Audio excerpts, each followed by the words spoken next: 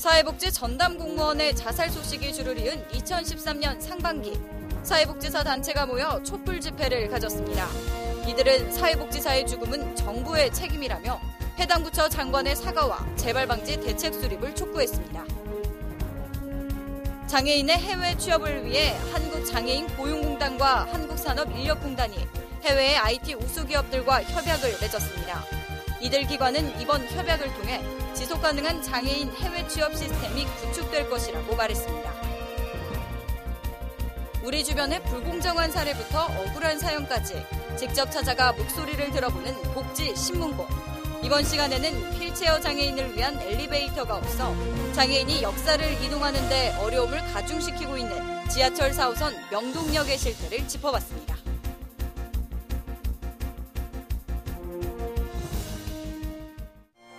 시청자 여러분 안녕하십니까? 복지TV 뉴스입니다. 사회복지사들이 촛불을 들고 한자리에 모였습니다. 과도한 업무로 스스로 목숨을 끊은 사회복지 전담 공무원을 추모하기 위함인데요. 이 자리에서 사회복지 공무원들은 다시는 이런 일이 발생하지 않도록 정부의 책임 있는 재발 방지 대책 마련을 촉구했습니다. 보도에 안서영 기자입니다. 올 들어 3명의 사회복지 전담 공무원이 업무 과다를 호소하며 스스로 목숨을 끊는 안타까운 일이 잇따라 발생했습니다. 이에 세상을 바꾸는 사회복지사와 내가 만드는 복지국가는 희생된 사회복지사를 추모하고 재발 방지 대책 수립을 촉구하기 위해 지난 6일 보건복지부 앞에서 촛불 집회를 진행했습니다. 이날 집회에 참가한 사회복지사들은 현재 일선의 사회복지사들이 살인적인 업무량으로 인해 극단적인 선택을 할 수밖에 없음에도 불구하고 정부는 본 사태의 상황을 전혀 직시하지 못하고 있다고 지적했습니다. 문제 원인을 규명하기 위해 구체적인 복지 현장 분석이 선행돼야 하지만 몇 차례의 간담회에 그칠 뿐 정부 조직의 구조적 문제를 사회복지 전담 공무원 개인의 문제 혹은 주민들의 태도의 문제로만 책임을 전가하고 있다는 것입니다. 이에 이날 기자회견에서는 사회복지사의 죽음은 곧 복지국가의 죽음이라는 사실을 직시하고 보다 적극적으로 대책을 마련해야 한다고 목소리를 높였습니다. 서류 말고 시간을 달라는 거죠. 사람 만나서 직접 그 사람한테 필요한 거를 물어볼 시간, 그리고 그 사람들이 직접 원하는 거를 들어줄 시간, 그리고 만나서 그들의 이야기를 우리들의 이야기처럼 함께 공감할 수 있는 시간이 필요하다는 건데, 지금 특히나 공무원으로 계시는 분들한테 주어지는 건 시간이 아니고 서류고 그리고 종이일 뿐이에요. 국민행복 시대를 열어가겠다고 밝힌 박근혜 정부가 이제 더 이상 복지의 사각지대에 놓인 사회복지 전담 공무원을 외면해서는 안 될 것입니다. 복지TV 뉴스 안서연입니다. 취업을 하는 데 있어 가장 중요하게 평가되는 게 무엇이라고 생각하십니까? 소위 스펙이라고 말하는 학벌이나 자격증 등을 이야기하곤 하는데요. 이러한 사회구조 속에 장애인이 해외 기업으로 취업하기란 더욱 어려울 수밖에 없습니다. 그런데 스펙을 초월해 장애인 인재를 양성할 수 있는 발판이 마련됐습니다. 박고은 아나운서입니다. 학력, 학점, 자격증 등의 기본 실력을 뜻하는 스펙. 구직자가 취업을 할 때면 스펙은 취업의 탈락 여부를 결정하는 기준입니다. 이러한 상황에서 장애인은 비장애인에 비해 더욱더 취업에 어려움을 겪을 수밖에 없습니다. 지난 7일 국내 공기업과 해외 기업이 스펙을 초월한 글로벌 장애인 인재 양성을 위한 협약을 맺었습니다. 한국장애인 고용공단과 한국산업인력공단이 미국의 IT 글로벌 기업인 시스코 코리아와 일본의 ISF넷과 손을 잡고 IT 분야 청년 장애인의 국내외 연수 프로그램으로 경쟁력을 높이고 지속 가능한 해외 취업 시스템을 구축하기로 한 것입니다.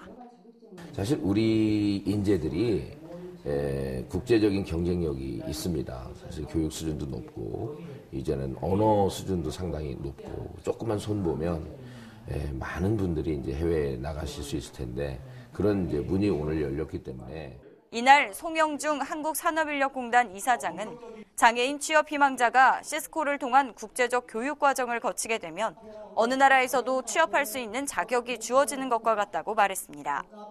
레스 윌리엄스 시스코 아시아 지역 총괄사장과 주홍철 ISF넷 코리아 부사장도 협약보다도 실행해 나가는 것이 더 중요하다며 성공적 추진을 다짐했습니다. 복지TV 뉴스 박고은입니다. 지난해 세상에 드러난 원주육길의 사랑의 집 사건 기억하십니까? 이 사건의 인권침해 당사자들이 가해자 장모 씨에 대한 끔찍한 기억을 토로했습니다. 현장에 정두리 기자가 다녀왔습니다. 끔찍했던 폭행과 학대를 온몸으로 기억하고 있는 피해자, 그리고 지독했던 가난 때문에 자녀의 손을 놓아야 했던 가족.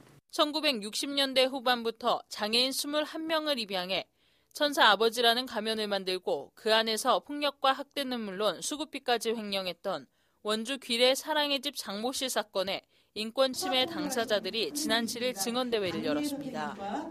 원주 귀래 사랑의 집 사건 해결을 위한 공동대책위는 이번 증언대회를 통해 당사자와 가족의 생생한 증언을 공유하고 나아가 왜 피해자들이 가해자 장 씨에게 맡겨질 수밖에 없었는지 사회적 배경을 다시 한번 진단해야 한다고 강조했습니다. 이날 증언대회에는 언론을 통해 사건이 공개되면서 지난달 30여 년 만에 어머니를 만난 임모 씨가 참석해 폭행과 학대에 대한 기억들을 증언하는 한편 그의 어머니가 함께 자리에 가난 때문에 자녀의 손을 놓아야 했던 아픈 과거를 전했습니다. 자식을 잊어먹지 않은 사람은 그 심정을 알 리가 없을 겁니다. 아마 어디 사람들이 많이 있는데 가면은 저렇게 모래알같이 많은 사람들이 있는데 사실 내 자식은 어디에 있을까 항상 그런 생각인데 그 많은 사람 중에 내 아들이 옆에 있다는 걸 정말 실감했습니다. 한편 귀래 사랑의 집 사건 가해자 장 씨는 지난해 12월 구속돼 8차례에 걸친 재판이 진행 중이며 여전히 범행 일체를 부인하고 있는 가운데 구속 만기일이 다음 달로 다가오고 있습니다. 북지TV 뉴스 정두리입니다. 유엔 인권옹호자 특별보고관 마가렛 세카키아의 오는 29일 한국 방문을 앞두고 한국인권 시민사회단체들이 인권옹호자 실태 보고대회를 가졌습니다. 인권옹호자 특별보고관은 전 세계 인권옹호자의 활동과 상황에 대해 조사하고 이들을 보호하는 역할을 수행하며 마가렛 세카키아 특별보고관은 이번 방문 결과를 2014년 3월 유엔 인권이사회에 보고할 예정입니다. 이에 지난 6일 참여연대에서 진행된 보고대회는 한국의 시민사회단체들이 자리해 최근 들어 더욱 심각해지고 있는 벌금 등 경제적 제재와 광범위한 불법 사찰과 경찰의 물리적 폭력 등을 지적하며 정부의 변화를 촉구했습니다. 보건복지부는 중증장애인 생산품 우선 구매 촉진위원회를 열고 2013년도 중증장애인 생산품 구매 계획을 의결했습니다. 복지부는 중증장애인 생산품 우선 구매 촉진 계획에 따라 올해 925개 공공기관에서 구매할 중증장애 생산품 총 구매액은 4,144억 원으로 지난해 총 구매액보다 64.7% 증가한 규모라고 말했습니다. 복지부는 올해부터 공공기관의 구매 실적을 체계적으로 관리할 수 있도록 중증장애인 생산품 유통정보 시스템을 구축할 예정이라고 밝히고 앞으로는 구매 실적 우수기관과 미흡기관의 명단을 공표하는 한편 구매 우수기관에 대한 표창과 구매 담당자 교육 등을 더 강화해 나갈 것이라고 말했습니다.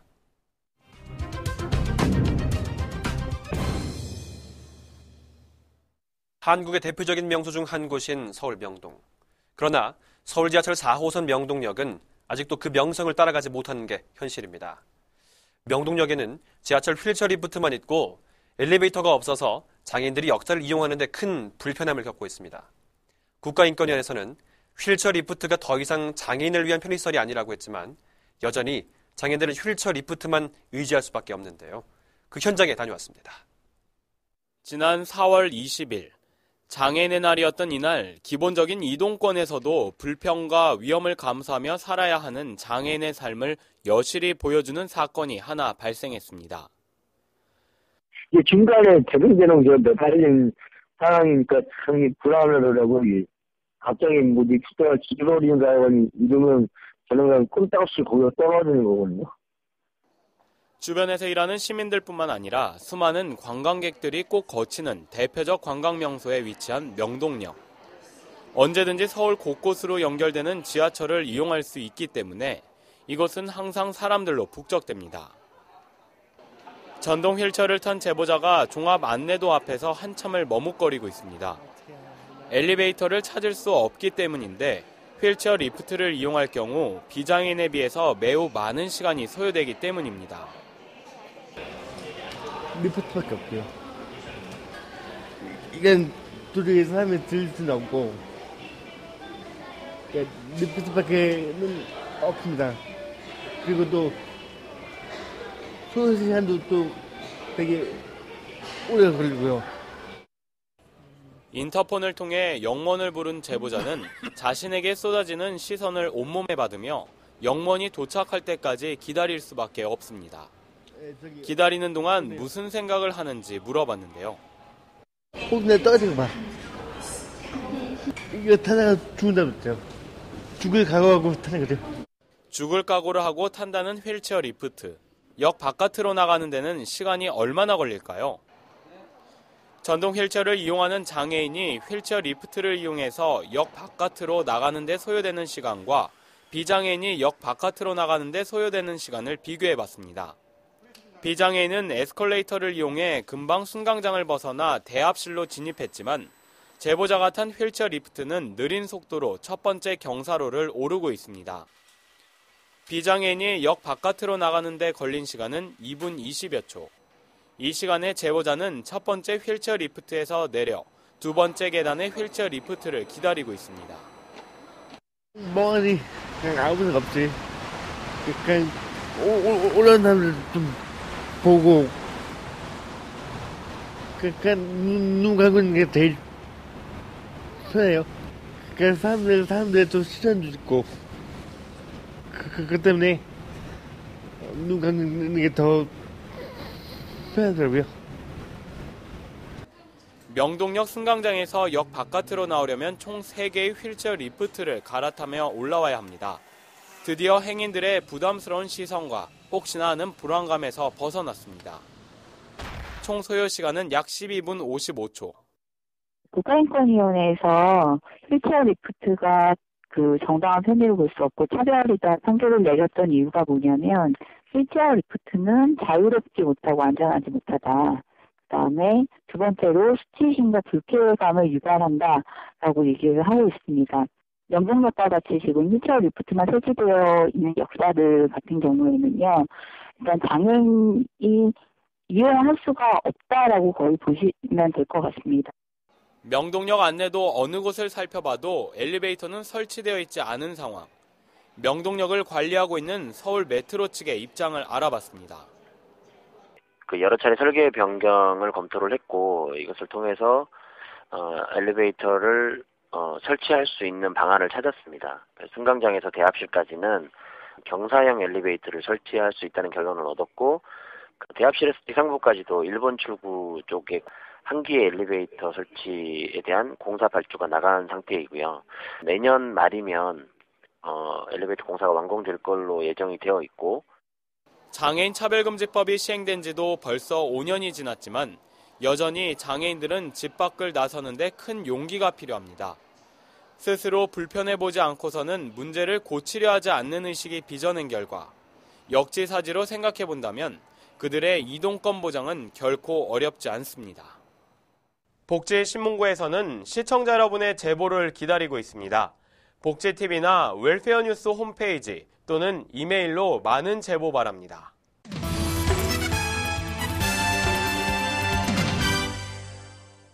복지TV 네트워크입니다. 모짜리 필요 없는 직파재배 씨앗을 직접 논에 파종하는 직파재배법이 생산비를 획기적으로 줄일 수 있는 기술로 관심을 모으고 있는데요. 경기도 농업기술원에서 직파재배 시범 행사가 열렸습니다. 경기도청 신희연 기자입니다. 이천에 있는 한 농가에서 모내기가 한창입니다. 가뜩이나 일손이 부족한 데다 기계값처럼 필수 비용을 감당하기란 쉽지 않습니다. 비료값이 비싸고 농약값도 비싸고 농기계값이 비싼데 농민들이 엄청 힘든 과정에 농업을 하고 이처럼 생산비 절감이 절실한 농촌. 경기도 농업기술원이 벼 직파재배 보급에 힘을 실습니다. 농기원은 연시회를 개최하고 3가지 기술을 선보였습니다. 기존 모내기는 모짜리에 모를 기른 후 논에 옮겨 심어야 하는 번거로움이 있는 반면 직파재배는 논에 직접 씨앗을 뿌려 벼를 재배할 수 있는 방법입니다. 직파재배 기술의 보급은 노동력과 시간을 크게 단축시켜 쌀 생산비를 30% 이상 절감시킬 수 있을 것으로 보입니다. 시범 농사를 짓던 농민들도 기대감을 나타냈습니다. 3일 만에 겹씨를 담그서 바로 이제 직파를 하게 되니까 많은 시간이 절약이 됩니다. 영농에 상당히 도움이 많이 될 것 같습니다. 앞으로 농기원은 직파재배 기술을 연구 보완할 예정입니다. 무릉 지파 재배 기술을 신속히 보급하고자 전년도에 경기도 전체 512헥타의 그 면적의 지파를 했습니다. 그래서 금년도에는 1000헥타로 확대를 해요. 쌀 수입 개방과 FTA로 바람잘 없는 농가들의 시름을 해결하고 경기미의 경쟁력을 높일 수 있길 기대해봅니다. 경기주TV 신희연입니다. 경상북도가 예술활동을 통해 재활의지를 키우는 장애예술인들을 격려하는 시간을 가졌습니다. 수상작들은 전시회를 통해 대중과 만날 수 있다고 하는데요. 포항방송 서기정 기자입니다. 경북 지역에 거주하는 장애인과 그 가족을 대상으로 실시한 경북장애인 종합예술제 시상식과 작품 전시회가 포항문화예술회관에서 개최되었습니다. 3월 한 달 동안 5개 부문에서 작품을 공모하여 각 부문별 최종 심사를 거쳐 총 291점의 출품작 중 41점의 수상작을 선정하였습니다. 이날 행사장에는 경북 지역 기관 및 단체 관련 인사들과 수상자 가족 등 300여 명이 참석하여 축하와 격려를 나누었습니다. 영예 도지사 표창 대상작은 경북지체장애인협회 7곡지회 이원종 씨가 그림 부문에서 수상을 하였습니다. 생각지도 않았던 대상을 받아서 정말 너무 기분이 좋고 기쁩니다. 제 자신에 대해서 뿌듯합니다. 예. 이 행사는 장애를 극복하고 부단한 노력과 인고의 시간으로 만들어낸 예술 작품을 통해 장애인들의 재활 의지와 자립 의지를 키우는 데 많은 도움을 주고 있습니다. 우리 경북 장애인 종합예술제는 장애인들이 갖고 있는 예능을 가슴으로 표현하는 것입니다. 오늘 수상한 모든 사람들이 행복한 모습으로 돌아가는 모습을 보면서 제가 좀 더 좋은 여건에서 우리 장애인들을 위한 이런 예술제를 발전시켜야 되겠다 이런 생각을 갖게 됐습니다. 금년 입상자들은 오는 6월에 개최되는 제26회 전국장애인 종합예술제에 참가할 수 있는 자격이 주어집니다. 복지TV 뉴스 서기정입니다. 최근 여수 지역에 유해 화학물질 유출 사고가 터지면서 지역 주민들의 불안감이 커지고 있는데요. 여수시가 또 다른 피해를 막기 위한 대응 훈련을 가졌습니다. 전남방송본부 이지영 기자의 보도입니다. 최근 산업단지 화학물질 유출 사고에 대응하기 위한 종합훈련이 여수산업단지에서 안전행정부, 여수시, 롯데케미칼 등 55개 기관 단체가 참여해 유해 화학물질 유출 사고 대응 현장 종합훈련을 실시했습니다. 이번 훈련은 여수산단의 테러범위 침입, 벤젠 염산배관을 파괴해 유독물질이 대량으로 유출되어 화재가 발생한 상황을 가정해 진행되었습니다. 상황이 발생하자 유무선을 통해 상황을 전파하고 테러범 진압, 사고 수습을 위한 현장 지휘소가 설치되었으며 벤젠 염산에 대한 제독과 사상자 응급조치 및 후송, 소방, 경찰, 군이 협력해 대형 화재 진압 등으로 이루어졌습니다. 유정복 안전행정부 장관은 최근에 유해화학물질 유출 사고가 빈번했음을 상기하고 평상시 유관기관의 공조체제를 유지할 것을 강조하며 재난대응체계 확립에 모든 행정력을 집중할 것이라고 밝혔습니다. 복지TV 뉴스 이지영입니다. 찬바람이 언제 불었냐는 듯 따뜻한 햇살과 싱그러움이 만연한 날씨가 이어지고 있는데요. 충청남도의 한 작은 마을에 어르신을 위한 잔치가 열렸습니다. 박고은 아나운서입니다. 지난 4일 충청남도 부여군 임천면 이곳에서 지역 어르신들을 위한 마을잔치가 열렸습니다. 복지TV는 어르신들에게 즐거움을 선사하고자 노래 공연을 준비함은 물론 경로당에 TV가 오래돼 글자가 보이지 않는다는 이야기에 대형 LED TV를 기증했습니다. 또 몸이 불편해 외출을 못하는 배행리 할머니의 사연을 듣고 전동 휠체어를 전달하는 시간도 가졌습니다. 복지TV와 향후의 도움으로 저희 면사무소에서 전동 휠체어를 빨리 지원해드릴 수 있게 되었습니다.